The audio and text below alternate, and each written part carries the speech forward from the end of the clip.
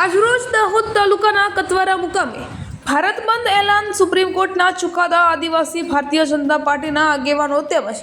ગ્રામજનો તેમજ વેપારીઓ ભારત દેશ બંધના એલાનનું સમર્થન આપી અને સૌ આદિવાસી વેપારીઓ સહભાગીદારી બને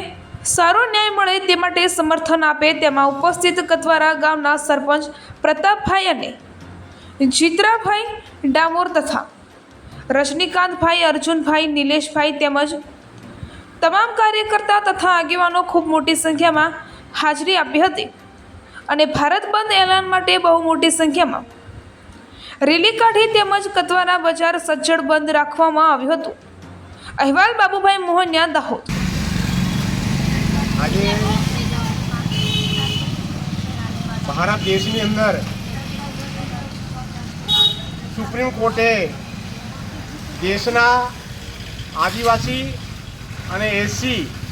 બંનેની જે અનામતમાં વર્ગીકરણ કરી અને જે અનામતમાં નાબૂદ કરવાની કોશિશ કરી છે એના માટે આપણા દેશના જે આદિવાસી બંધુઓ છે એ લોકોએ આજરોજ ગામના સરપંચ શ્રી પ્રતાપભાઈ અને આજુબાજુના આગેવાનો મળી કતવારા ગામની અંદર સજ્જડ બંધ છે, કારણ કે આ